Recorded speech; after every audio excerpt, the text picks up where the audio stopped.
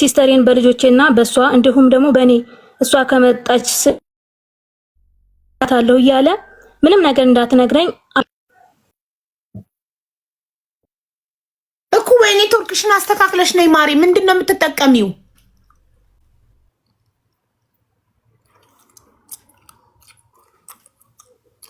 ማይ ጉድነስ። ቆይ አንዴ ልጠይቅሽ። ታች ስትሆን በጣም የሚሰማተታችሁን አልጠይቃት። መሲ የምትጠቀሚው ዋይፋይ ነው ዳታ ነው? ምንድነው የምትጠቀሚው? ኔትወርክሽን አስተካክለሽ መተሽ ንገሪን በደንብ እንድንሰማ። እኛ በትክክል ጆሮአችን የደረሰው አረብ ሀገር ከመሄድሽ በፊት ባለትዳርና የሁለት ልጆች እናት እንደነበርሽ እና ዱባይ መተሽ 3 ዓመት ሰርተሽ ስትገቢ ምንም ነገር አላወቅኩም ያልሽው ምን እንደሆነ አልገባንም፣ አልሰማንም። ድምፅሽ እየተቆራረጠ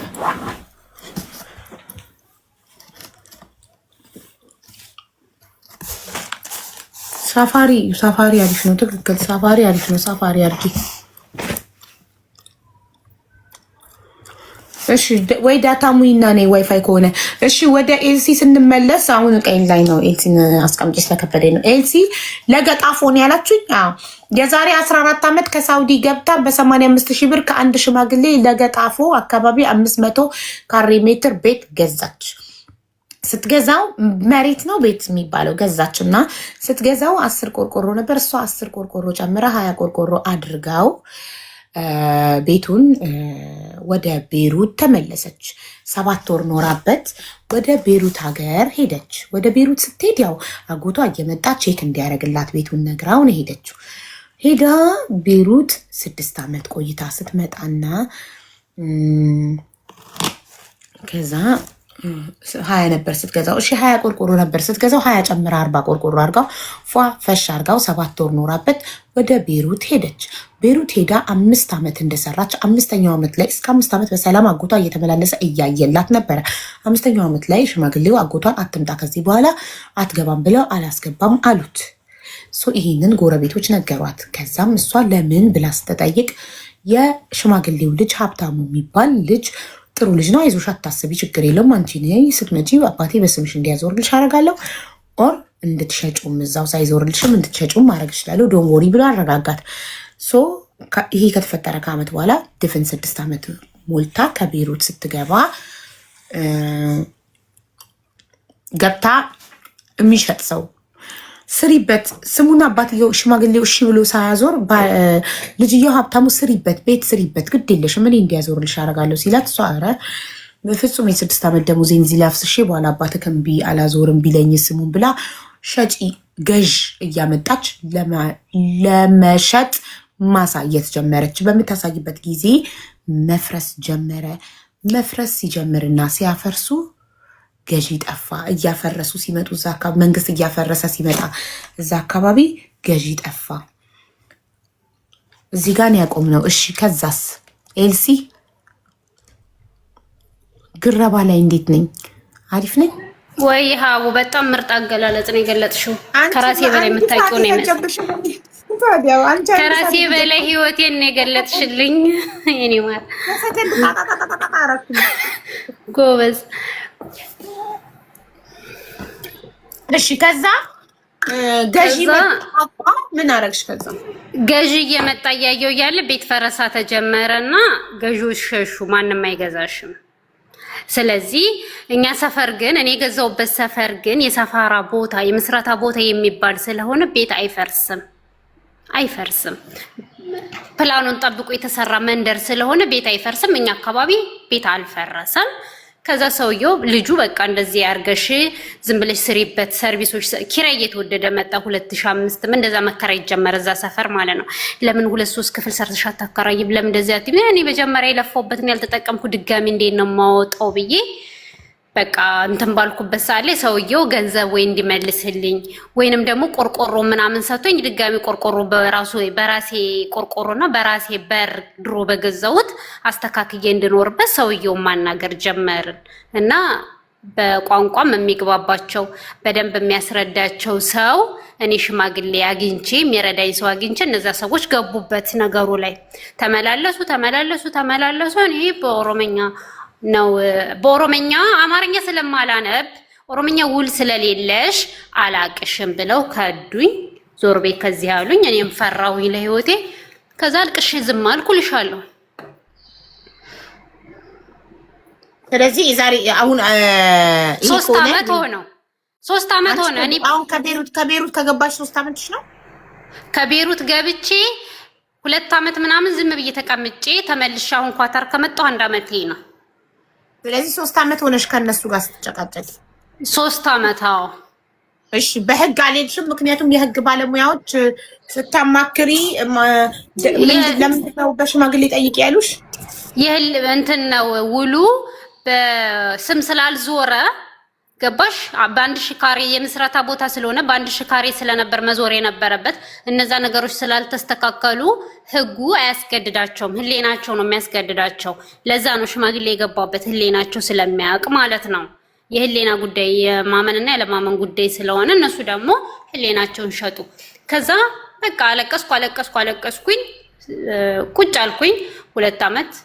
እኔ ከዛ በፊት በህይወቴ ኖሬ አላውቅም።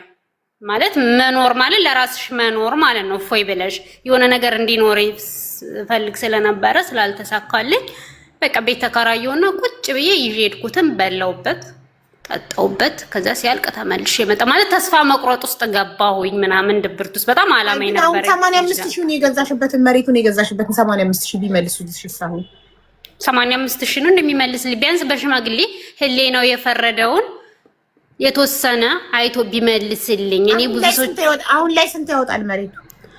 ያው ላይማ ውድ ነው። እኔ ራሱ እኮ ያን ገዢ ሲሄድ 1 ሚሊዮን ነው የተስማማሁት። እኔ ቶሎ መላቀቅ ስለፈለኩኝ ቶሎ ነው እንትን ያልኩት። ዋጋ ላይ እንትን ማለት አልፈለኩም። ገባሽ? አሁን ዛሬ ላይ ስንት ያወጣል ብለሽ ታስቢያለሽ? 500 ካሬ ተንሳካ ውድ ነው። እኔ አላውቅም። እስከ 2 ያወጣል ቦታ እኮ ውድ ነው። ግን እኔ እንደዛም ቢሆን ለኔ በዚህን ሰዓት 1 ሚሊዮን ቢሰጠኝ ራሱ ቀላል ነገር አይደለም። ገባሽ? ከሚቀር ማለት ነው ከሚቀር ከባዶ እንደዛ ቢሰጠኝ እኔም በቃ ይሁን ብዬ አምኜ ብቀበል ሁሉ ጊዜ እየቆጨኝ ወደ ኋላ እያስቀረኝ ስለሆነ ማለት ነው ያናደደኝ ስለሆነ ጥንካሬን ስለበላው። ገባሽ? ጥንካሬን በጣም ጎበዝ ነበርኩኝ እኔ በ17 አመቴ ወልጄ ልጄን 4 ወር ጥዬ ኩዌት ሄጄ አሞኝ መስራት ስላልቻልኩኝ በ1 አመቴ ተመልሼ ሳውዲ ሄጄ ጥሩ ማዳም ፎቅ ስላልሆነ ጠንክሬ ሰርቼ ነው የመጣሁትና ልጄን ሳይ ቦታዬን አስታውሳለሁ። ልጄን ሳወራ ቦታዬን አስታውሳለሁ። ምክንያቱም እኔ እና እሱ ለወደፊታችን ይሆናል ብዬ ነው። ገባሽ? እኩያ ልጅ አለኝ እና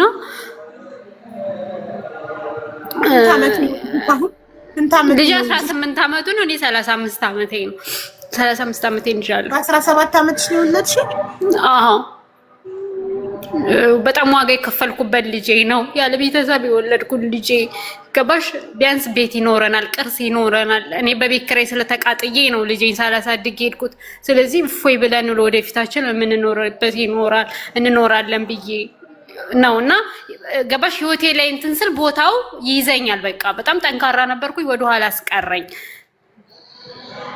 ያናድደኛል፣ ያበሳጨኛል ክህደታቸው። ለፈጣሪ አለቀስኩኝ፣ ዞርኩኝ በገዳም በምን ማለት ጊዜውን ጠብቆ ነው ሁሉ ነገር እንደሚሆን አምናለሁኝ። ነገር ግን ለነሱ እኔ በሰማይ ራሱ የሚፈርደኝ አይመስለኝም። ማለት ይሄን ያህል ስለጨከኑብኝ በጣም እናደዳለሁ። የሆነ ዋጋዬን እንዲሰጡኝ እፈልጋለሁ። በምድር ላይ የሚገባኝ ዋጋዬን ማግኘት እፈልጋለሁ ሆነን ለመናገር። ከዛ ውጪ እንደ ስራችን ይስጣል።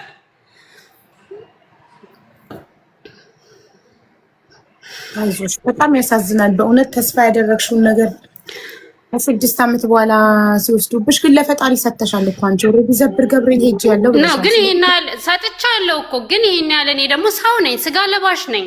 ገባሽ? ያስፈልገኛል። እኔ በዚህ ሰዓት አንድ ፈጣሪ ጋር ይኬድማ። ይኸውልሽ አንድ ሰው መጀመሪያ በህግ ጠይቆ በህግ ፍትህ ካላገኘ በሽማግሌ ጠይቆ በሽማግሌም ፍትህ ካላገኘ በመጨረሻ ለፈጣሪ ሰጥቶ ይተዋላ። ለፈጣሪ ሰጥተሽ ከተውሽ በኋላ እንደገና ደግሞ በሽማግሌ በእኛ ደግሞ መጠየቅ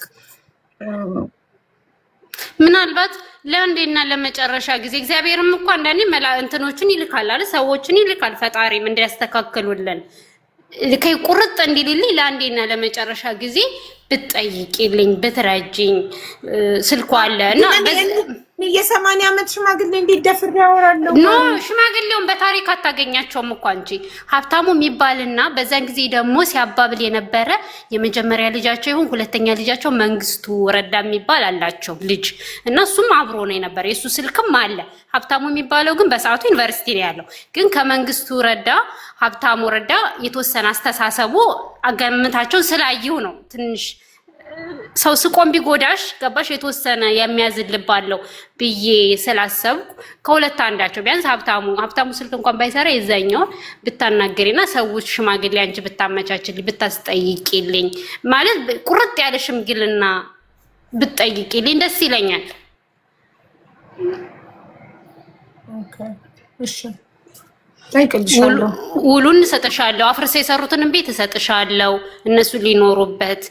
እኔ በቀለኛ መሆን አልፈልግም ገባሽ? የልጅ እናት ነኝ መኖር ፈልጋለሁ። እነሱ ግን ደፋር ስለሆነ አፍርሰው ብር እንርዳሽ እያሉሽ ነው ኮመንት ላይ ስጫቸው። አካውንት ነበርሽ ብር ሊረዱሽ ለሚፈልጉ።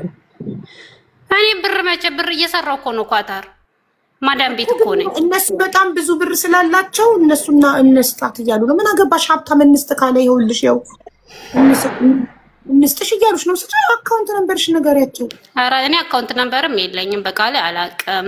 ሲጀመር አያስፈልገኝም። እኔ እርዳታ አይደለም የሰራሁበት ሀቄ እንዲወጣልኝ አካውንት ነበር። ይኸው አታይም? ወለየዋ እናዋጣላት እናዋጣላት የሚል ነው። ሙድ እያስሽብኝ ነው። በጣም ብዙ ብር አታይም? እናቴ ትሙት ኮመንታቸውን ስክሮል አርጊና ወደ ላይ ያሉትን እናዋጣላት።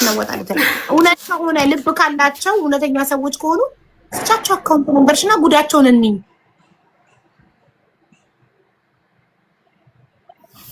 ሀቢብ ሰላም ነው? ሰላም እንዴት ነሽ ሀቢባ? አለሁልሽ። ምንም አልሰማሁም።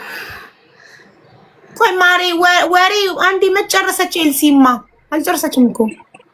እሺ ስለዚህ ማሪ እና እኔ እነሱን እንዳናግርልሽ። እኔ ግን የምመክርሽ ማሪ እንትን ላይ ብትቀርቢ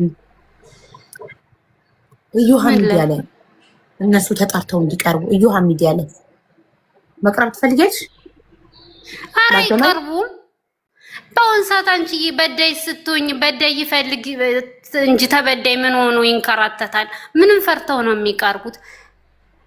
ይቀርባሉ ብለሽ ታስቢያለሽ? አይቀርቡም። በቃ አንቺ ወጥተሽ ታሪኩን ተናገሪ። ምን አገባሽ? ህዝብ ድምጽ ይሆንሽ እና ይቀርባሉ።